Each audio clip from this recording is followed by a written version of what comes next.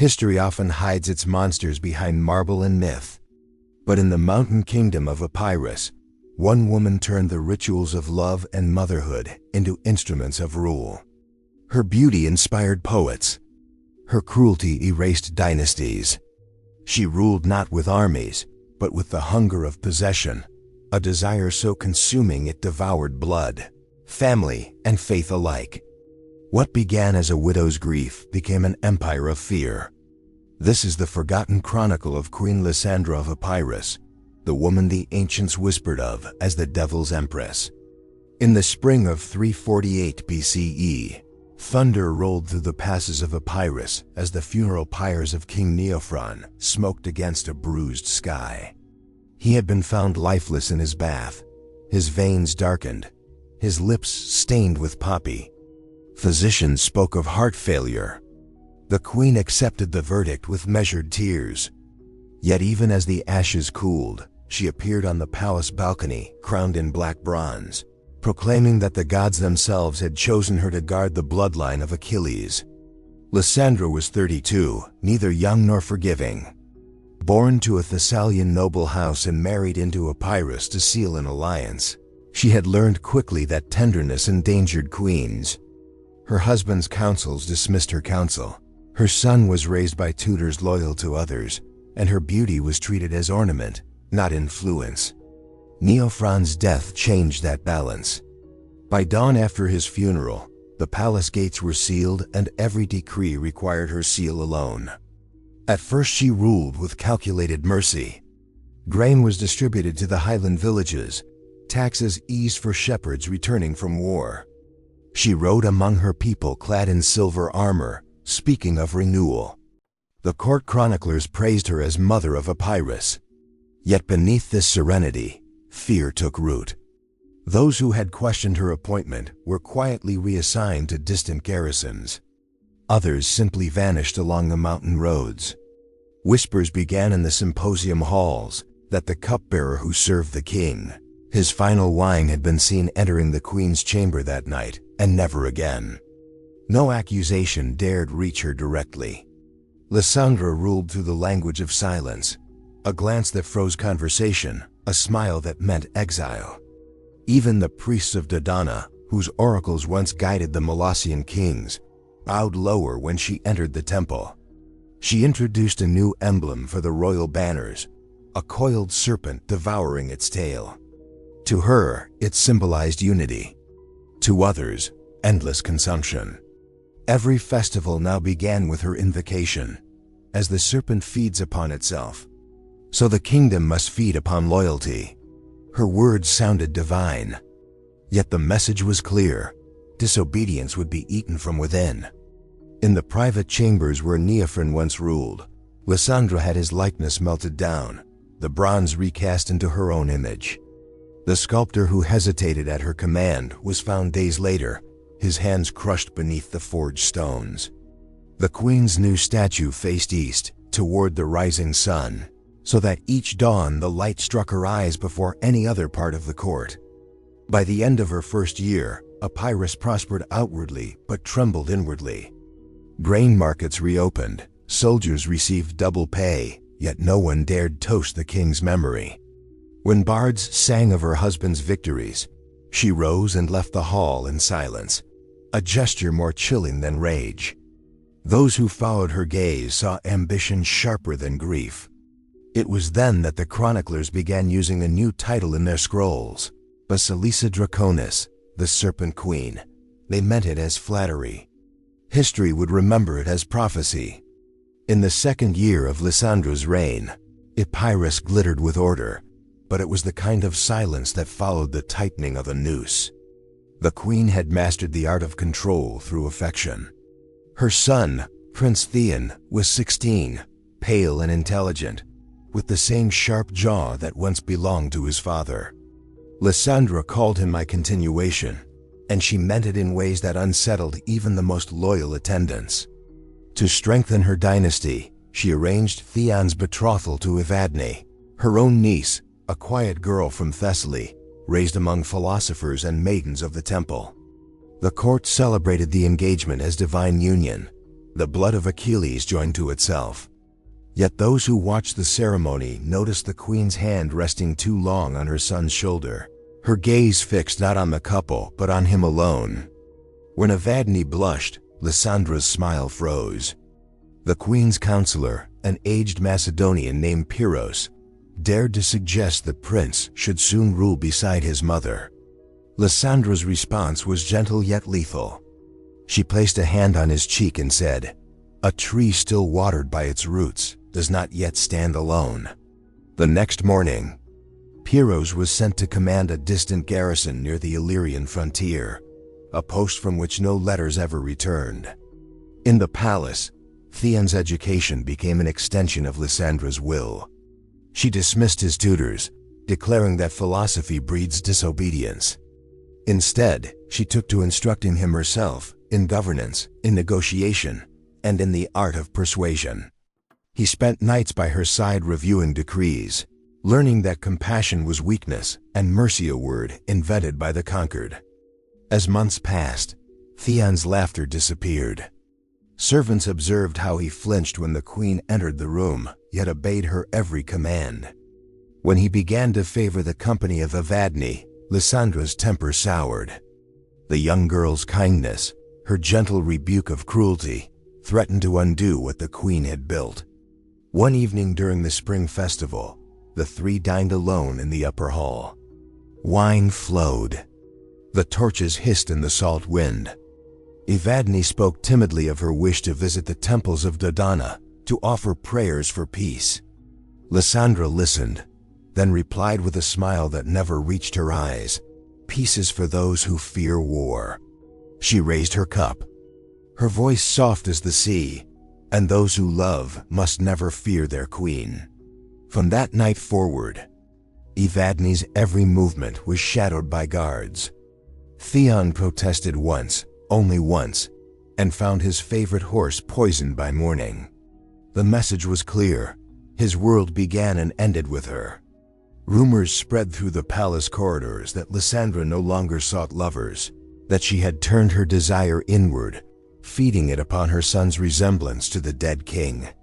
Yet none dared speak the word that hung in silence: incest.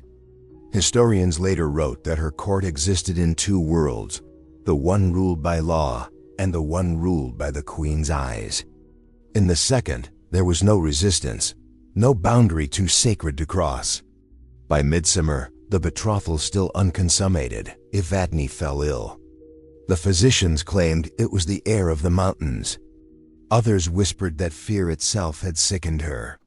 Lysandra summoned her niece to the throne room and stroked her hair as she trembled. "You were chosen by the gods," the queen said softly. "Remember, in this house, love serves power, not the other way around." Outside, the summer storms rolled across Epirus, shaking the palace gates. Inside, mother, son, and bride-to-be dined beneath the sound. Three prisoners bound by the same blood, and by a woman's desire that knew no boundary between crown and flesh. By the third year of Lysandra's rule, the palace of Epirus had become a theater where every whisper might be fatal applause. The queen's obsession with control, once hidden behind ceremony, now revealed itself openly in the rituals of humiliation she devised to remind her court who ruled not by birthright, but by will. Her niece Evadne grew paler by the month, her laughter gone, her eyes lowered even in private. Yet for all her caution, one careless kindness doomed her. A servant reported seeing the prince and his betrothed walking the garden paths after dusk, their hands brushing in the lamplight. In any other kingdom, such a scene would be tender. In Epirus, it was treason against the queen's possessive heart. The next morning, a summons echoed through the palace corridors. Evadne was to stand trial for seducing the prince and corrupting the royal bloodline. The accusation stunned the nobles, but no one dared defend her. To question Lysandra's judgment was to invite disappearance. The trial took place in the grand hall beneath frescoes of the gods, Athena, Artemis, and Aphrodite, each painted with Lysandra's own features, a detail none dared mention aloud. Evadne was brought forth barefoot, her wrists bound with golden cords. Theon stood nearby, his face drained of all color. When he tried to speak, the queen raised a hand.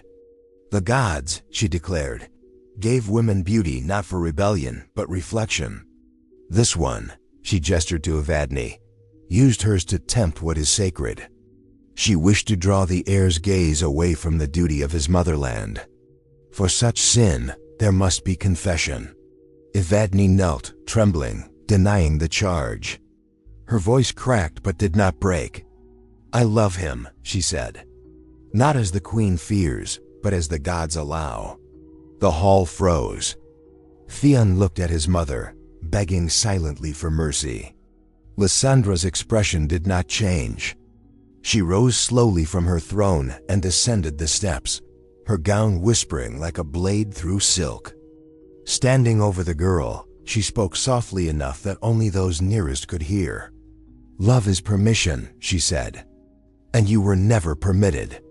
The sentence was announced without further ceremony: death by suffocation beneath the marble steps of the palace. The same stairs the queen herself ascended each morning to address her people.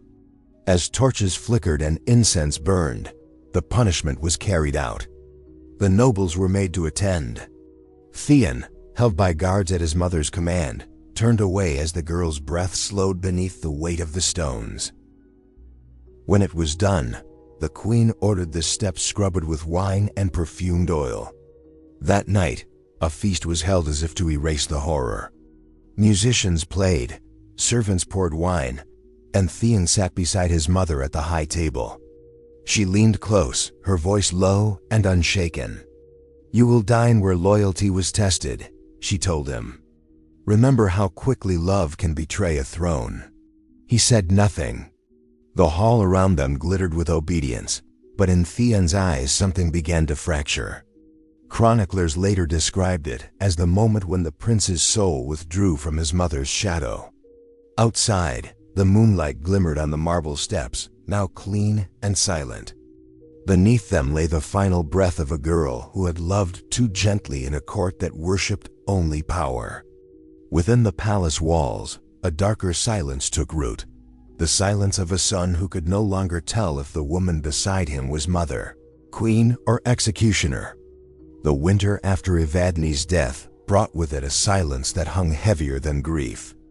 The court of Epirus moved through ceremony as though in sleep, careful not to awaken the queen's hunger for control.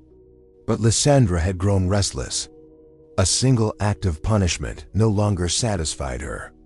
She sought something enduring, a symbol that would outlast fear itself. She ordered the royal blacksmiths to melt the weapons of every fallen enemy, blades, shields, arrowheads, and from that molten ruin, forge her a throne. It was to be iron, not gold. Cruel, not ornamental. A queen, she said, should sit upon the memory of resistance. For weeks the palace rang with the rhythm of hammers. Sparks bled through the air like fireflies from the underworld. When the throne was finished, it gleamed not with polish but with scars. Edges fused unevenly, jagged like frozen lightning. The smell of metal clung to the halls for days. On the night of its unveiling, nobles from across the provinces gathered in the great hall. The queen appeared draped in black and crimson, her hair braided with thin strands of silver wire. Torches cast red reflections upon the throne, so that it seemed to pulse with a heartbeat of its own. She stood before it and raised her goblet. "From blood comes order," she declared. "From conquest, peace." Then she sat. The hall trembled with applause that was closer to prayer. One by one, the nobles were called to kneel. Each was to press their lips to the cold iron and swear fidelity. Many hesitated. All obeyed, except one. General Menandros, old and battle-scarred, stepped forward and bowed deeply, but did not kneel. His voice, though calm, carried across the chamber. "I have fought for Epirus all my life," he said. "I will not kneel to what was forged from the flesh of my comrades." A murmur rippled through the crowd. The queen regarded him for a long moment. "Then you will learn," she answered softly. that loyalty has many tongues. The feast continued. Musicians played, dancers twirled, wine poured freely. Menandros returned to his seat, uneasy but alive. When dawn broke, servants found a goblet beside the queen's throne, and within it, his tongue wrapped in silk. No one spoke of rebellion again. After that night, the throne became more than furniture. Lysandra spent hours upon it in solitude, tracing the welded lines with her fingertips. The iron left faint red marks on her palms, as though the metal itself recognized her blood. She began to dine there, to read there, even to sleep near it. The court learned to move around her quietly, afraid to interrupt whatever communion she shared with the throne. When she summoned nobles for counsel, she made them stand before her while she sat among the relics of war, a reminder that power was not born from beauty or law, but from ruin. Theon watched his mother change. Her voice grew distant, her laughter mechanical. Sometimes she spoke to the throne as if it whispered back. "They will forget their father's swords," she murmured once, "but they will remember what their queen sat upon." And in the flickering light, the iron seemed almost to breathe. By spring, the scent of metal had seeped into every wall of the palace. Even the flowers in the courtyards wilted faster, as though the air itself had grown too heavy with iron to sustain life. The throne had made her untouchable. Yet power, once fed, demands greater hunger. Beyond the palace walls, the highlands murmured with defiance. Farmers withheld taxes, soldiers deserted, and 2 frontier towns raised the old banners of Neophron, her dead husband. To Lysandra, rebellion was not defiance, it was disease. And she would cure it not with mercy, but spectacle. She gathered her council in the marble hall. "They will not fear decrees," she said, her voice low but sharp. "They must fear sight, fear sound, fear the breath they draw in my presence." None dared question her. Orders were sent across Epirus.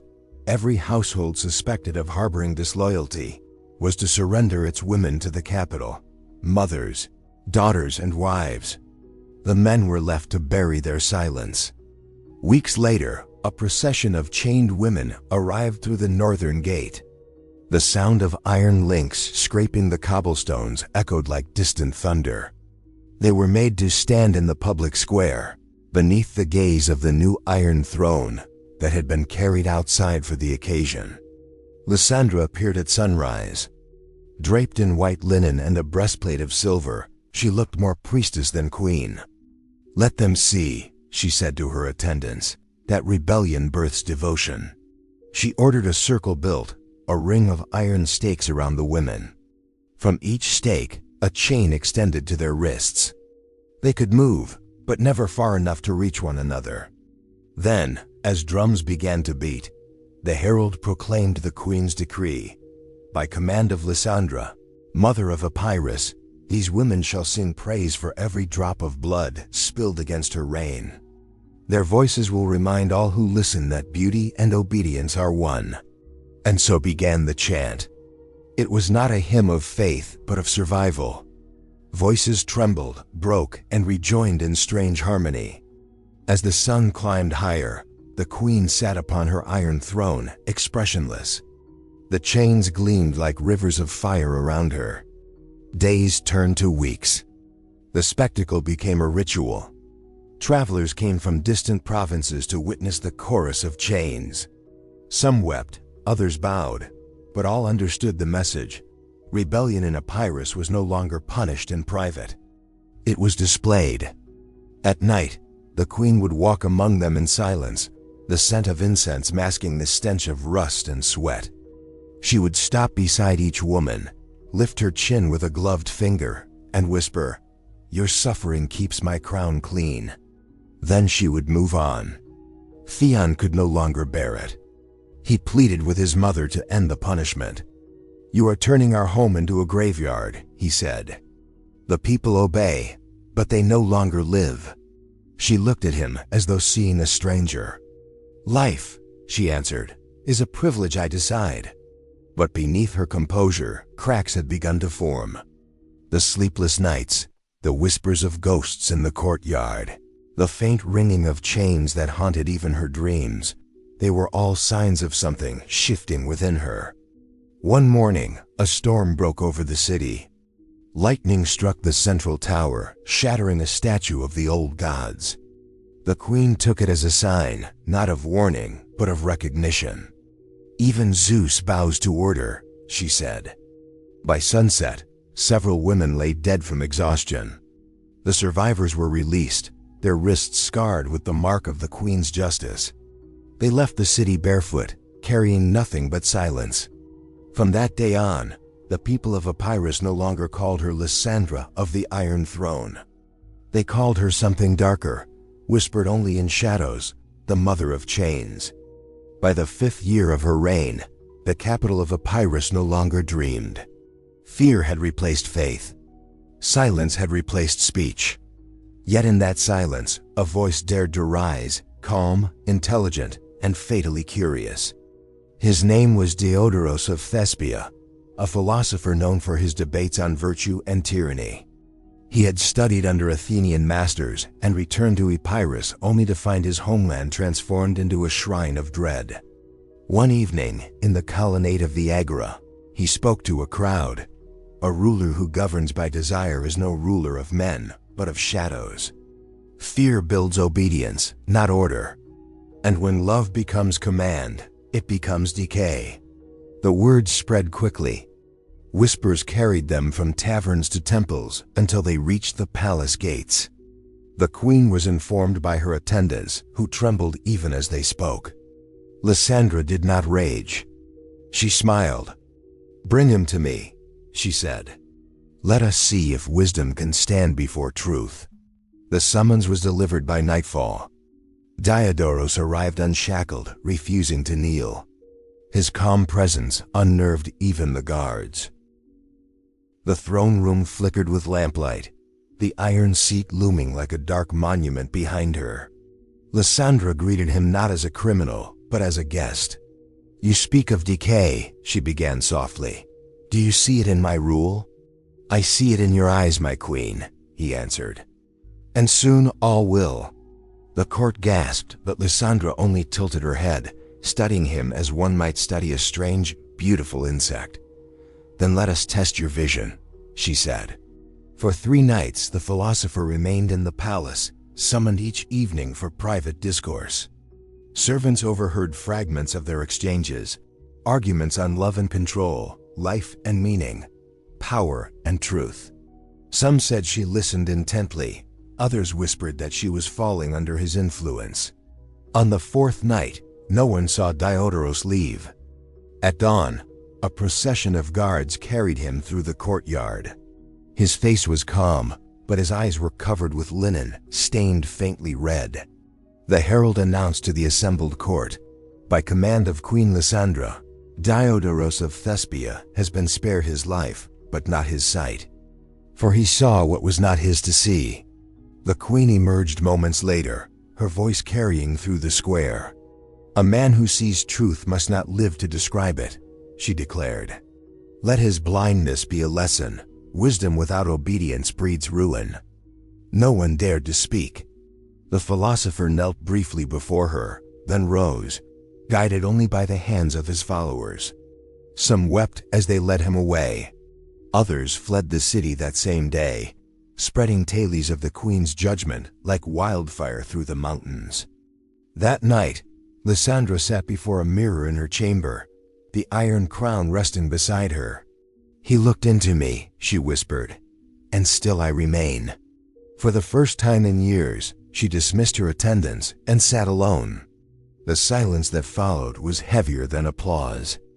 Outside, rain struck the marble terraces, washing thin streams of blood from the courtyard stones, remnants of the philosopher's punishment. In the weeks that followed, the queen forbade public gatherings.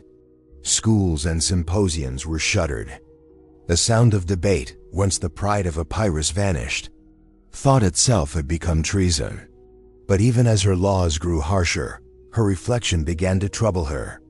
Some nights she swore she saw his face in the mirror, not in flesh, but in memory. The eyes she had taken from him seemed to live on, watching, waiting, accusing.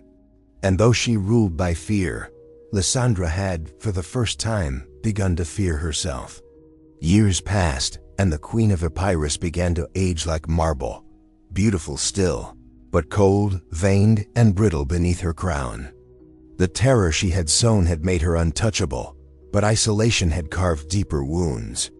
Her son, Prince Theon, now stood tall, with his father's face and the quiet defiance of a man who had learned to fear his mother in silence.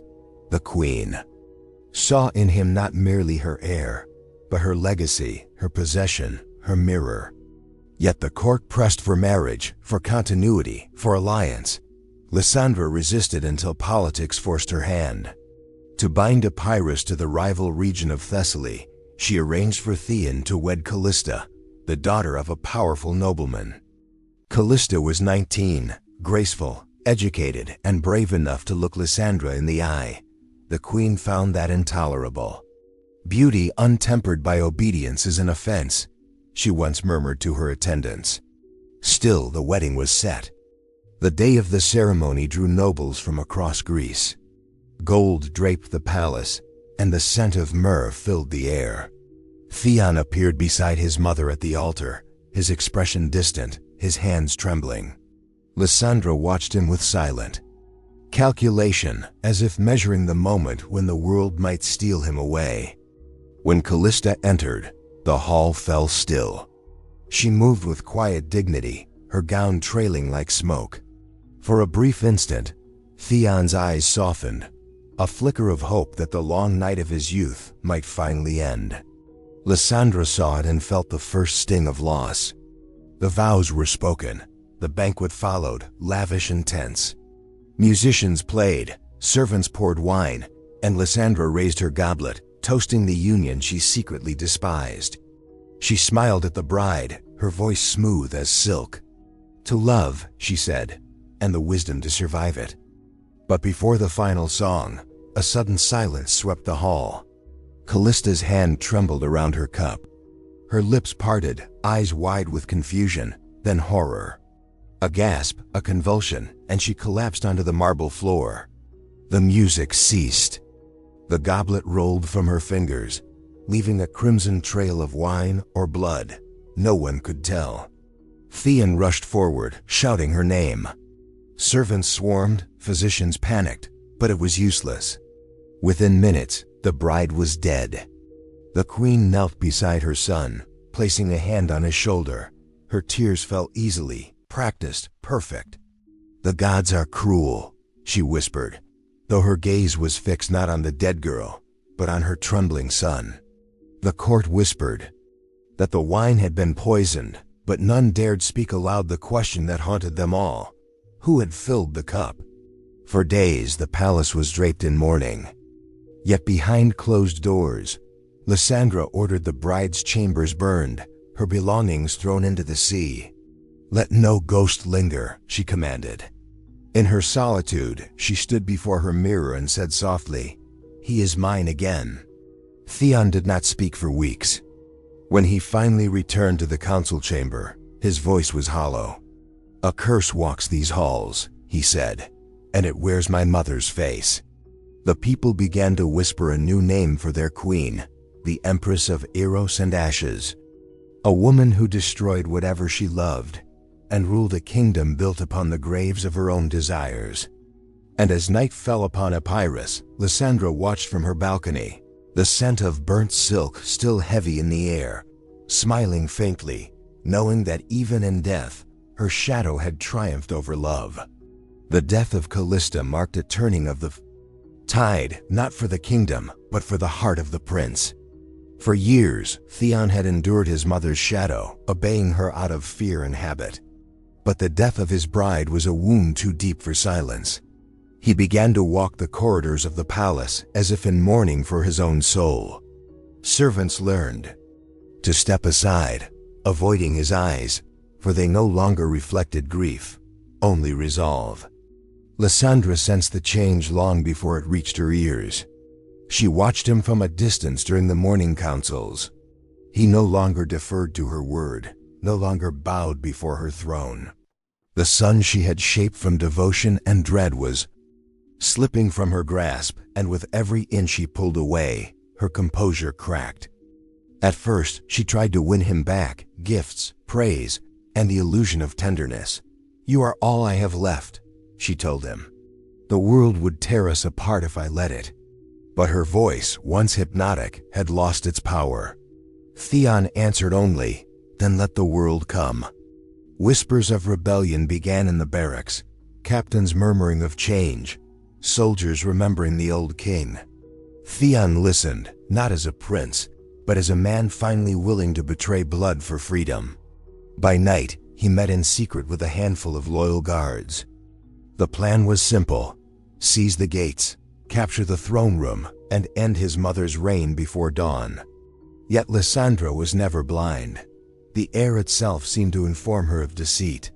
She began sleeping little, feeding on suspicion and incense fumes that clouded her judgment but sharpened her fears. The palace transformed into a fortress. Mirrors were mounted in every corridor, so she could see betrayal from every direction. She dismissed her servants, replacing them with spies. Her once beautiful face grew hollow, the skin pale as wax. Poison, taken in drops to guard against assassination, had begun to erode her from within. Her hands trembled, though she hid them beneath silken gloves. Each reflection she passed seemed to whisper Theon's name. One evening, she summoned her generals. None attended. Instead, a single sealed message arrived: "Your throne has no heirs." The queen tore it apart, screaming until her voice broke. As night fell, the city changed. The bells that had once marked curfews now signaled uprising. Torches flickered beyond the palace gates. Theon's soldiers moved through the corridors, silent and precise, their blades catching the reflection of the very mirrors his mother had hung. Lysandra, hearing the distant clamor, locked herself in her chamber. "He cannot," she muttered. "He is mine, he cannot." She poured more poison into her cup, drinking it not to die, but to numb her fear. Around her, the air reeked of incense and iron. When the doors burst open, Theon stood framed in torchlight, his armor unadorned, his eyes dark with grief and fury. "This ends tonight," he said. She rose slowly, fragile yet defiant. "Do you raise your hand against your mother?" "I raise it," he answered, "against my curse." But before he could strike, she began to laugh, a sound sharp as shattered glass. "You think rebellion frees you? No, my son. It only makes you like me." The soldiers hesitated, unsure whether to advance. Theon lowered his blade. "Then let it end in blood," he said. "Yours or mine." Lysandra's smile faded. "So be it." The revolt had begun. Outside, Epirus burned under the light of its own liberation. Inside the palace, mother and son stood in silence, two reflections staring into each other, both knowing that only one would survive the dawn. The palace was silent when the fires died. Smoke drifted through the marble corridors, carrying the scent of burning silk and old incense. The people of Epirus gathered beyond the gates, waiting for dawn, waiting for a new ruler or none at all. Inside, only two hearts remained bound to the throne that had cursed them both. Theon's soldiers had taken the courtyard, the armory, the gates, but not the throne room. His mother's command had always been that no man should enter it armed, and even in rebellion, superstition lingered. None dared breach its doors until he did. Lysandra waited there alone. The iron throne glowed faintly from the fires beyond the windows. Around her lay the shattered remains of mirrors, their fragments reflecting pieces of her face, distorted, endless. Her crown rested on the floor beside her, bent and blood-stained. For the first time, she was unguarded. For the first time, she looked mortal. When Theon entered, she rose, dressed in the white robes she had once worn to the trial of the condemned. "So," she said softly, "the son returns to his mother." He halted a few steps away. "To end her," he replied. His voice was calm, almost tender, as though the years of fear had been replaced not with hatred, but exhaustion. She smiled faintly. "You cannot end me. You are what I've made you. To destroy me is to destroy yourself." "I am ready," he said. Her hand moved behind her back, slow and practiced. "Then let us die as one." But Theon had expected it. When she lunged forward, the blade flashed between them, not his, but hers, turning in the struggle. It struck beneath her ribs, the sound small and final. For a moment, neither moved. Her fingers slipped from the hilt. Her body folded into his arms. Her breath came in trembling gasps. "You were always mine," she whispered. "And now," he said, lowering her to the steps of the throne, "you are free." She smiled faintly, blood touching her lips. "No, Theon, freedom is only for the living." Her eyes wandered to the iron seat above her, gleaming with the reflection of fire. "Burn it," she murmured. "All of it. Or you will wear it." Her last words came softer still, almost inaudible. "All empires end, where love begins." Then the weight in his arms stilled. He laid her crown upon her chest and turned to the guards waiting beyond the door. "Set the hall aflame," he commanded. "Let no relic remain." The fire spread fast, feeding on old banners and forgotten glory. The iron throne hissed and glowed, metal softening, collapsing under its own heat. Theon stood before it, motionless as the smoke rose. He did not weep. When dawn broke over Epirus, the palace was a blackened shell.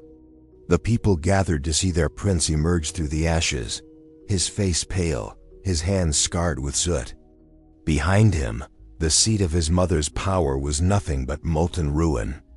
Theon looked toward the mountains, where the wind carried the ashes of the palace into the sky. "No queen," he said quietly. "No chains." But even as the kingdom rejoiced, the curse of her reign lingered, not in monuments or records, but in the silence of her name. Lysandra of Epirus was never buried. Her ashes mingled with those of her iron throne, scattered by her son's own hand across the land she had ruled and ruined. And though her story ended in flame, her shadow endured, not as legend, but as warning that the greatest tyrannies are born not from hate, but from the kind of love that cannot let go.